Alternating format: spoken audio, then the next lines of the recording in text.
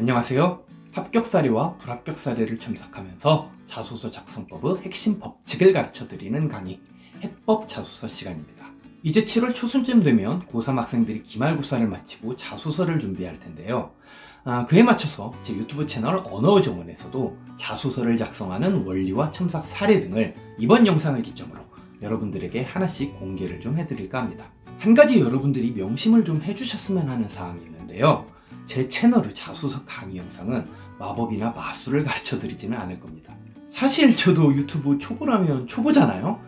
요즘 유행하는 말로 유린이죠. 그래서 이렇게 자소서 영상을 찍기 전에 자소서 작성법을 알려주는 유튜브 영상들을 미리 몇 편 좀 봤어요. 이건 뭐 굉장한 묘기와 묘술들을 부리는 영상들이 많더라고요. 예를 들어 자소서 1번을 작성하는데 이것만 보면 끝판난다. 또 10분 안에 정리하는 100% 자소서 합격법. 이렇게 5분 내지는 10분짜리 영상 하나를 가지고 자소서를 쓰는 노하우를 전부 속칭 한 큐에 정리하는 연금술사들이 진짜 많더라고요. 정말 연금술사들이죠. 적어도 전 이런 묘기, 마법, 연금술을 보여드리진 않을 겁니다.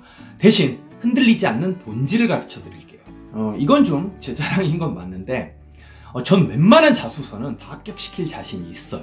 실제로 지금까지 첨삭한 자소서는 거의 다 합격했고요. 제가 마법이나 마술을 부려서일까요? 전 그렇게 생각하지 않습니다. 대신 전 늘 본질을 중시했어요. 이 자소서에 이 문항이 존재하는 이유가 뭘까? 그리고 이 자소서 문항에는 이런 문구나 표현들이 있는데 이건 대체 무슨 의도일까? 그리고 이 학생이 갖고 있는 히스토리라면 이 문항이 물어보고 있는 것에 걸맞은 식으로 어떻게 컨텐츠를 재구성할 수 있을까? 전 이런 것들을 중시했을 뿐입니다. 사람들은 대부분 문장력이 형편없어서 자소서 전형에 불합격한다고 생각을 해요. 아니면 점수가 낮아서, 아니면 스펙이 안 좋아서 그래서 떨어진다고도 생각을 하죠. 그런데 제가 지금껏 쭉 이 일을 하면서 봐온 바에 따르면 그런 것들은 불합격의 요소가 아니에요. 되게 불합격하는 이유는 문제가 뭘 물어보는지 궁극적인 의도, 즉 본질을 모른 채 계속 헛소리만 짓거려댔기 때문입니다. 어차피 조만간 후속 영상으로 찍을 내용이긴 한데요. 미리 살짝 말씀드리자면 한번 이런 자소서가 있다고 생각을 해봅시다. 실제로 제가 과거에 첨삭했던 학생의 자소서 원본, 즉 초안이거든요. 이걸 지금 여러분들에게 보여드리겠습니다. 저는 평소 사회과목이나 내신 시험처럼 유독 암기를 요구하는 시험들에서 취약한 면이 많았습니다.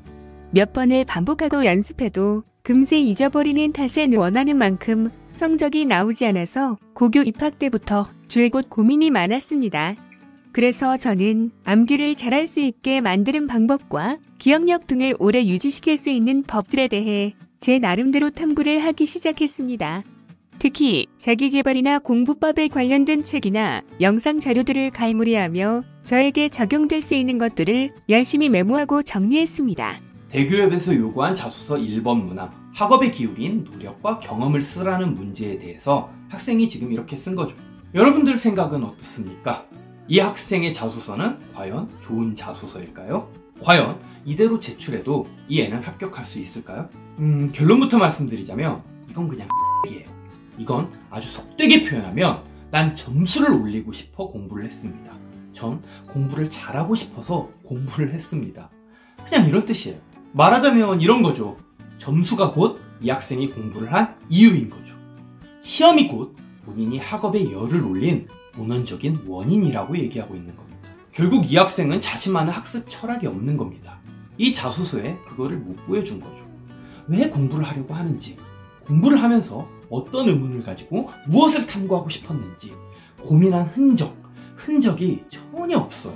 그냥 공부를 잘하고 싶어서 공부를 한다는 동어반복을 짓거려대고 있을 뿐입니다. 물론 진짜 학생한테 학습 철학이나 문제의식이 없어서일 수도 있을 겁니다. 그런데 이건 제가 제 채널 속 자소서 Q&A 시간에 이미 영상 강의로 자주 말씀드린 적이 있잖아요.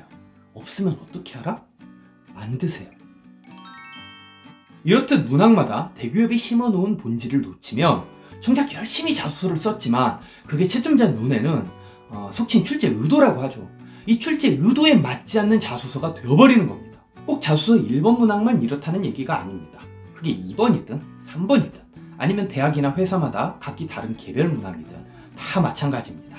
모든 자소서 문항에는 출제 의도라고 불리는 본질이 있게 마련입니다. 그래서 저는 시간이 조금 걸리고 절차나 단계가 몇 개 더 필요하더라도 구체적인 방법론을 하나씩 낱낱이 시리즈 영상들을 통해 자세히 가르쳐 드린다는 점을 미리 말씀드리는 겁니다. 왜냐하면 이 자소서 작성법이라는 것이 그렇게 몇 분 투자해서 마치 돌을 깨닫듯 확 이해돼 버리는 그런 영역이 아니기 때문이죠. 일단 문항마다 접근법이 달라야 하고 사소하지만 크리티컬한 스킬도 군데군데 필요하고 무엇보다 다양한 사례를 비교 검토해보면서 나만의 색깔도 갖춰야 합니다.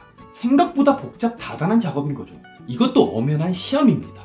심지어 대단한 글실력 테스트까지는 아닐지 몰라도 어쨌든 본질적으로는 글쓰기를 요구하는 시험입니다. 여러분들 글 잘 쓰시나요? 글 자주 쓰시는 편입니까? 솔직히 아니잖아요. 그래서 이 자소서 작성법이라는 게 결코 그렇게 마냥 쉽지만도 않고 단순하게 접근해서도 안 되는 문제라는 거죠. 그래서 그 복잡다단한 요소들을 하나씩 다음 영상에서부터 풀어드리겠다는 겁니다.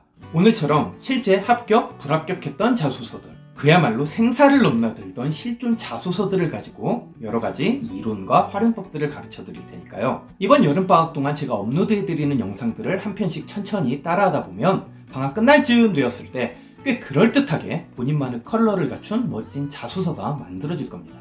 제가 약속드리겠습니다. 절 믿으세요. 그럼 다음 영상에서 뵙겠습니다. 시청해주셔서 감사합니다. 모두 오늘도 지적인 하루 보내시길 바랍니다.